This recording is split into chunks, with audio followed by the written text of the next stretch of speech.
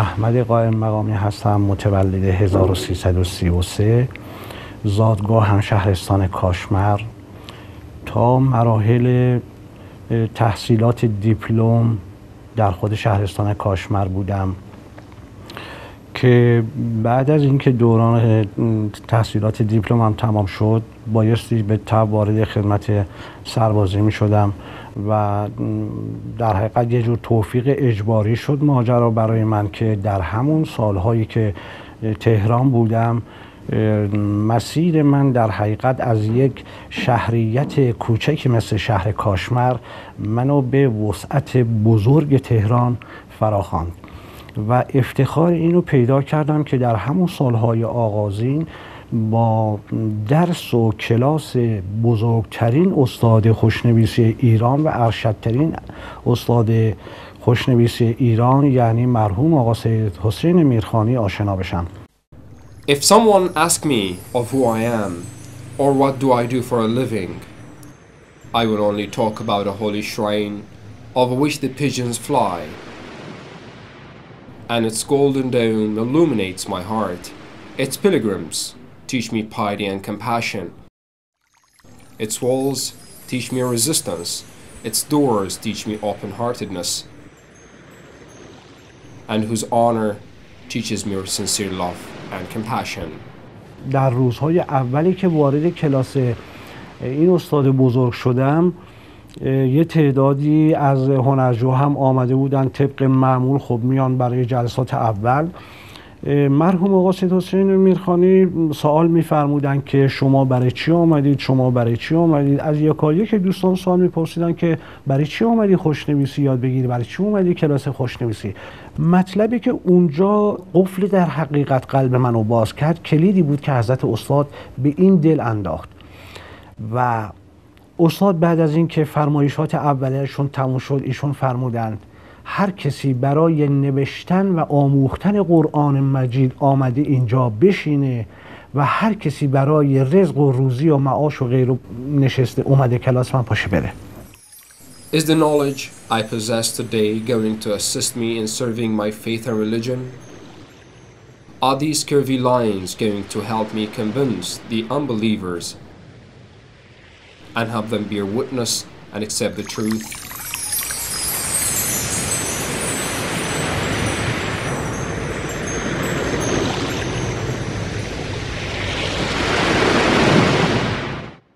در سالهای ابتدایی که من در مدرسه درس میخوندم در شهرستان کاشمر که همیشه از این استاد یگانه و استاد بزرگ من به نیکی همیشه در همه گفتگوها یاد کردم، جناب استاد محمود حاتمی، و اولین استارت های خط خوشنویسی رو در اونجا به من خورد و بعد که ورود پیدا کردم به عرصه خوشنویسی و به شکل جد در حقیقت در خدمت حضرت استاد قرار گرفتم شاید آغاز یک راه فوق العاده زیبا و شاید به تعبیر الان من که عوالم این عالم خوشنویسی رو من فقط احساس میکنم، این عالم هنر، چون اعتقاد من بر این هست از عوالم بالا و از عوالم حضرت حق در حقیقت بر انسان جاری میشه، جز بوی بهشت هیچ چیز دیگه رو من نمیتونم تصوری ازش داشته باشم.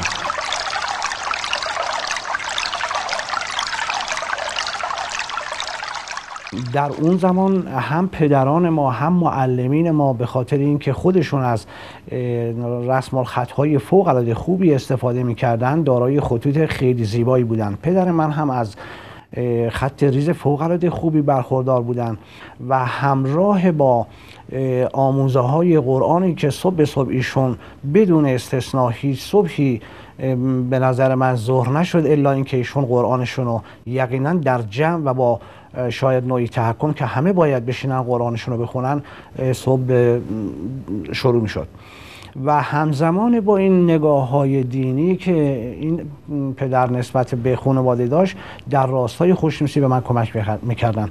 اولین خطی رو که من نوشتم خطی بود که پدرم یه پارچه سفیدی رو برای من آوردن و گفتن اینو بنویس، قرار حاج آقای ناظمی که رئیس کاروان هست اینو ببره مکه.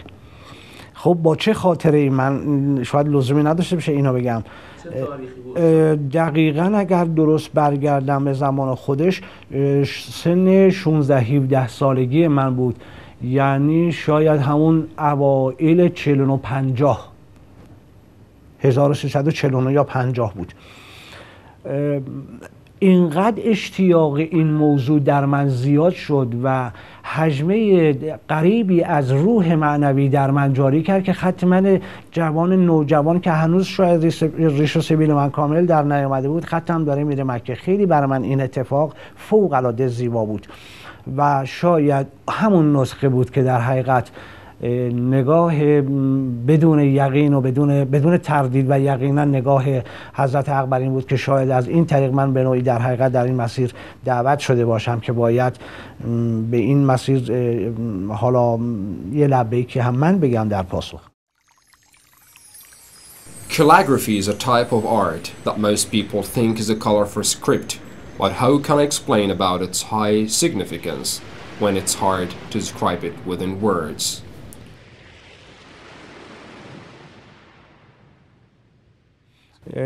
به هر حال من خوشنویسی رو تو همون سالها به شکل شاید یک جور نهادینه خانوادگی در من شکل و صورت و فرم خودش رو گرفت. بعد به عرصه آموزه‌های جدی از شکل مکتبخانه‌ای به شکل کلاس‌های استادانه در حقیقت در عرصه وسیع مثل تهران منو کشوند و دعوت کرد که عرض کردم وارد کلاس مرحوم آصد حسین شدم. سال 55 دقیقاً نیمه های سال 55 بود من محضر کلاس مرحوم آصد حسین رسیدم و دقیقاً بعد از 2 سال که خدمتم تموم شد، با اندک زمان این ور من 2 سال دقیقاً از کلاس های مرحوم آصد حسین سود جستم و بهره ها گرفتم.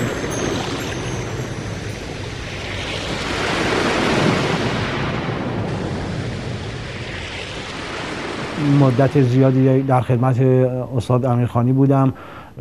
بعد در سال 57 که خدمت در حقیقت اون اوایل تموم شد، در سال 59 من دقیقاً رسما وارد انجمن خوشنویسان به عنوان استاد شدم، به عنوان مدرس شدم، نه استاد مدرس شدم و در نیشابور اولین سالهای آموزش خودم رو شروع کردم.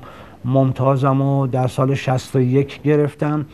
در بحث کلاس های فوق ممتاز من وارد کلاس های استاد شیرازی شدم در سال 75 که بسیار بسیار تجارب خوبی رو من از جناب استاد شیرازی آموختم و امروز میبینم حاصل رفتار قلم من هم بر اساس اون ادب و معرفتی که خط جناب استاد امیرخانی داره و هم بر اساس اون جسارت و گستاخی معنادار به حق قلم استاد شیرازی، شاکله خط امروز من شاید تابع این دو در حقیقت اتفاق از نظر خودم باشه که در طول زندگی خوشنویسی من افتاد و من بسیار مدیون هر دوی این اساتید بزرگوار هستم.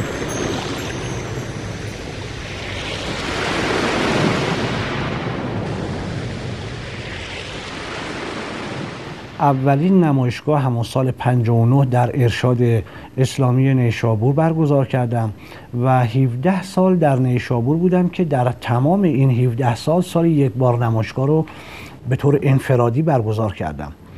علاوه بر این در جشنواره‌ها، در نمایشگاه‌های به اصطلاح که دعوت می‌کردن به شکل عمومی شرکت می‌کردم. در حداقل 10 تا جشنواره کشوری، جشنواره امام علی، جشنواره طریق جاوید، 10 رتبه اول کشوری دارم در رشته نستعلیق و آزاد و در طی این سالها با پوسترهای زیادی به چاپ رسوندم. آثارم در بسیاری در مجلات، روزنامه‌ها، مصاحبه‌های فراوانی در مطبوعات داشتم. کتاب در آثار که در همه جشنواره‌های سالانه در حقیقت در کتابی به نام خوشنویسی جهان اسلام در حقیقت اونجا آثارم به چاپ رسیده. در کتب مختلف در حقیقت قطعات آثار من به چاپ رسیده.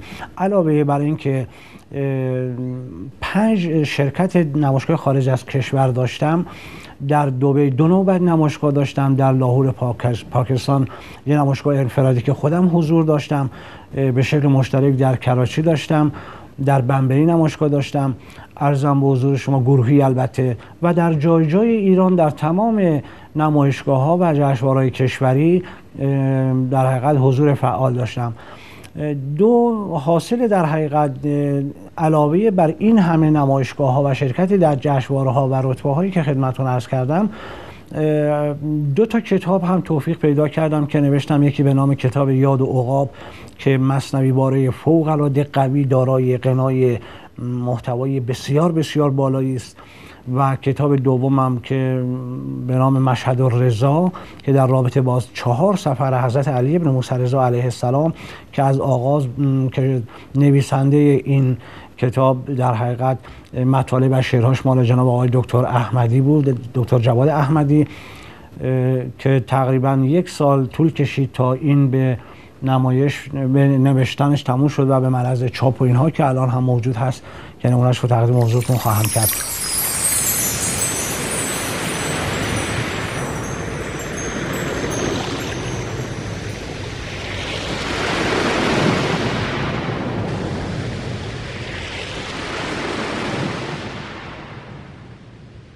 یک چیزی که تو این چند سال من ندیدم از استاد، حالا صفات سلبیشون هم بگیم، یک چیزی که من ندیدم آثار غیر مذهبیه. من ندیدم ایشون یه خطی کار بکنه غیر مذهبی باشه متنش، مضمونش.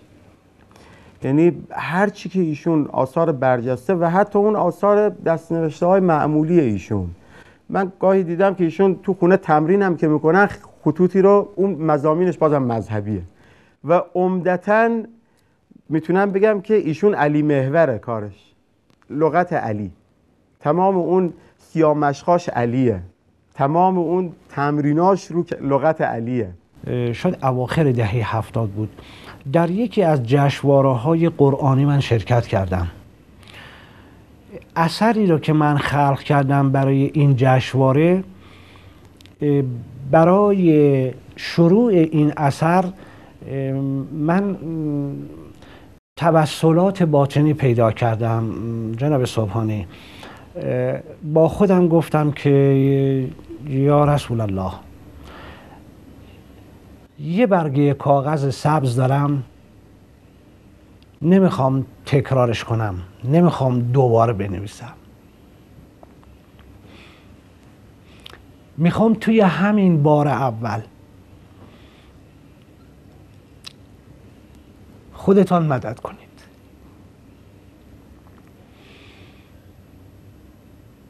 وضو گرفتم،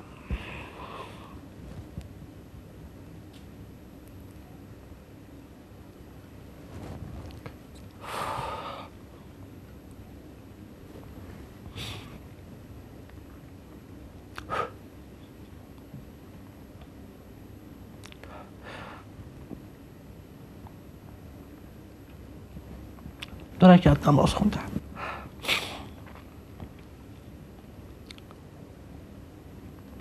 گفتم میخوام روی این برگه 700 فقط نام مبارک تو رو بنویسم، فقط میخوام بنویسم یا محمد.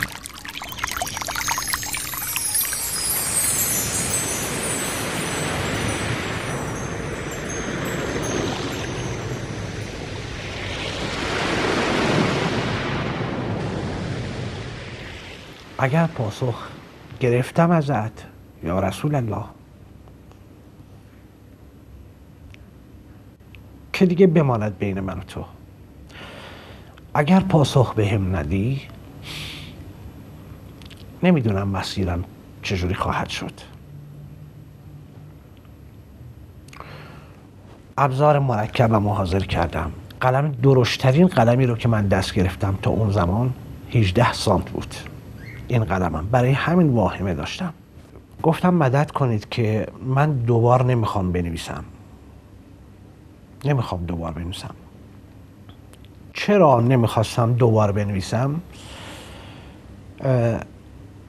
گویا اتفاقی قبل از این افتاده بود که باید یک بار می نوشتم. اجازه میخوام که اون اتفاقه رو نگم که کاغذ از کجا بهم رسید.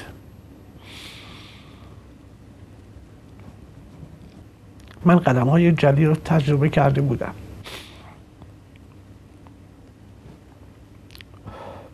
اما قلمی به 15 تا 18 سانت برام دفعه اول بود. قلمو گذاشتم روی کار تو مرکب، در حالی که مرکب از این قلم بزرگ 15 سانت مرکب ازش شره میکرد. فقط وقتی که یه دفعه دیدم این کلام مبارک محمد، از اولی که من قلمو گذاشتم تا آخر محمد در ارتفاع 1 متر کامل به نتیجه کامل رسید.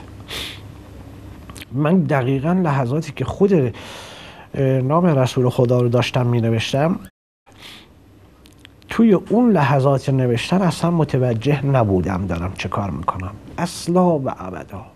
شاید اون فاصله زمانی که طی شد تا نوشتن این کار، اصلا منی در کار نبود، اصلا منی در وجود نداشت. کار وقتی که به پایان رسید، اون موقع متوجه شدم که یه دفعه اون لحظه به خودم آمدم که عجب، این چیزی که این همه من اضطراب داشتم برای نوشتن چجوری صورت گرفت. در همینجا من این قسم قضیه رو کات میدم، میرم به نتیجه کار. نتیجه کار رفت تو جشنواره، من رتبه اول کشوری رو آوردم. رتبه اولی که من آوردم، من به مکه دعوت شدم. شما ببینید اون اتفاق اول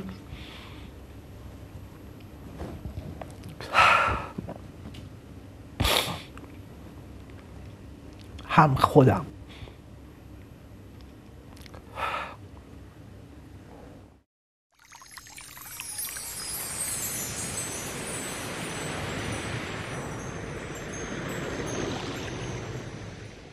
A man who has spent his life searching desperately for the attention and blessings of Prophet Muhammad and his pure descendants, peace be upon them, using a calligraphy pen to draw curvy and straight lines, never sees or wants anything but the blessings of the Holy Prophet. How do I cry out that I'll got or I don't got? I owe them to the blessings and special attention of the last Holy Prophet Muhammad, so that all others would know it and fathom it, not to mention to be bear witness to this fact.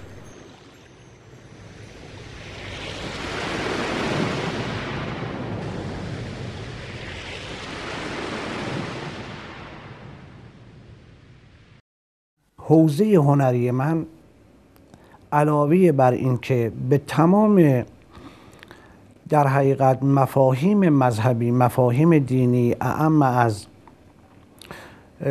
نوشتن آیات کریمه قرآن، احادیث، روایات، هر چی که نوشتم در ظل سایه حضرت علی ابن موسی رضا علیه السلام اگر نمی بود، یقین دارم به توفیقات الان حداقل راه نمی یافت. یا ارادت قلبی بنده اگر به علی ابن موسی رضا علیه السلام باز هم اندکی کمتر می شد، باز هم یقین داشتم توفیقاتم در این حد نبود. بنابراین هرچه دولت دارم همه از دولت آقا دارم.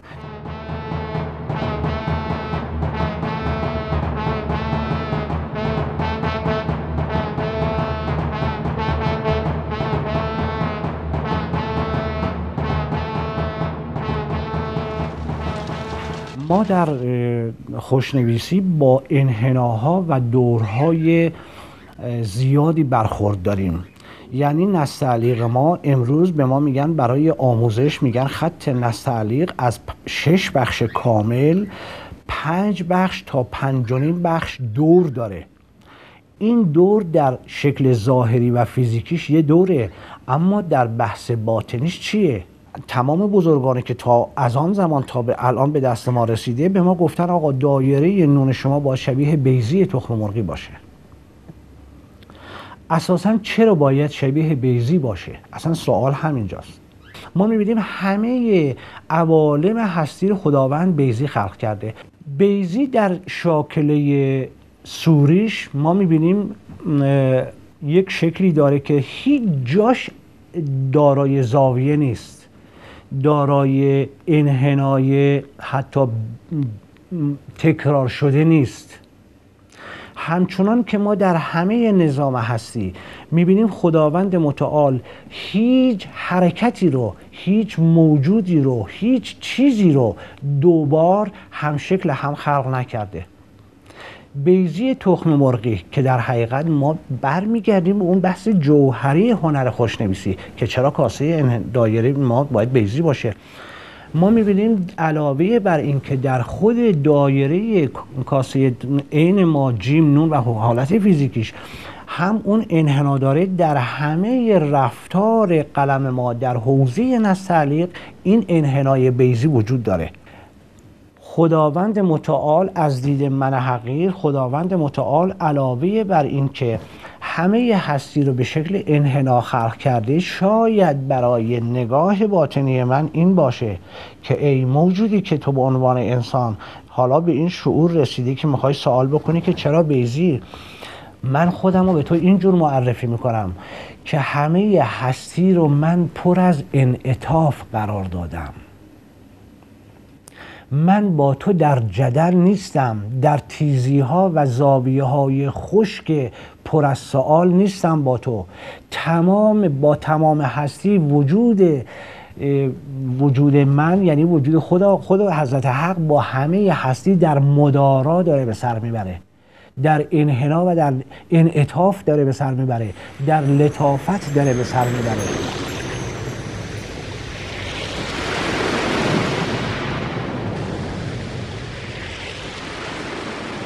بابا اکثر کاراش کارهای قرآنیه. همین که محیط خونه رو طوری درست کردن که حالا با کارهای خودشون چه استاداشون طوری درست کردن که اون حالا هوای معنوی هست، این تأثیر داشته تو ذهن و راه ما، مستقیم و غیر مستقیم.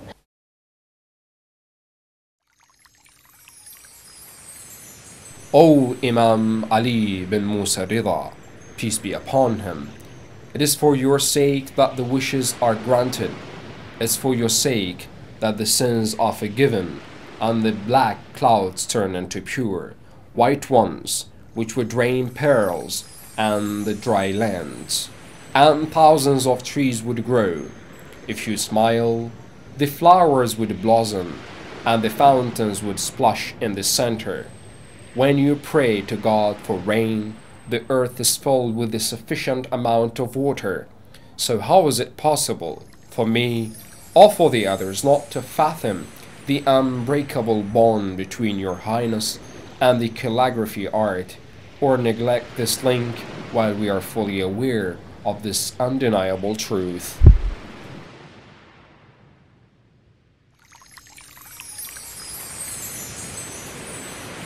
شادترین لحظات من لحظاتی است که به زیارت حضرت امام علیه السلام و خوشحال هستم از اینکه در مشهد زندگی میکنم، در شهری که بخشی از بهشت روی زمین خواهد بود که هست. مشهد و همینجوری نمیگیم قطعی از بهشت است. اگر وجود مبارک حضرت علی بن موسی رضا رو از مشهد حذف کنیم، مثل سایر ممالک دیگر، شهرهای دیگه خواهد بود. اما وجود نازنین این آقا و این همام بزرگ یقینا به مشهد برکاتی داده و خواهد داد که علاوه بر این که ایمن از همه و اکثر حوادث طبیعی هم تا الان الحمدلله رب العالمین بوده، نعمات فراوان سرشاری بر در حقیقت سر زائرین به دولتی سر مبارک حضرت آقا علی بن موسی رضا ما میبینیم که در حالت تابش و بارش هست که خوشنویسی ما و هنر خوشنویسی ما و جمع خوشنویسان ما هم که در این عرصه اندک قدم و قلمی دارن میزنن، تمام باورشون این هست که اون چه که خلق میکنن با عنایات حضرت آقا علی بن موسی رضا خواهد بود و بوده و هست.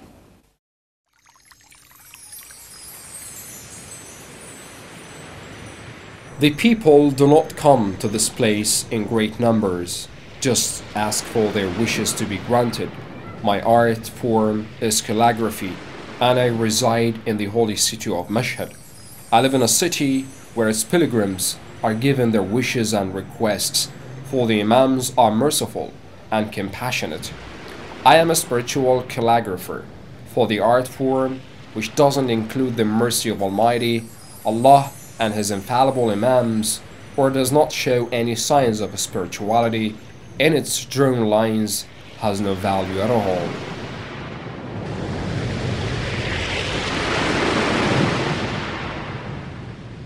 امیدوارم برای جوانهای امروز که بعضاً پرتلاش هم در این مسیر دارن حرکت میکنن، بنده و امثال بنده بتونیم به اندازه یک رد پایی در حقیقت نقشی داشته باشیم برای که این جوانان و به علاقه‌مندان رو در حقیقت در مسیر هنر خوشنویسی انشالله به آیندگان متصل کنیم و چقدر در حقیقت جای شادی برای جامعه خوشنویسی خواهد بود و هست که امروز ما میبینیم آماری رو که امروز جامعه خوشنویسی داره یدک میکشه در طول تاریخ واقعا بی سابقه بوده.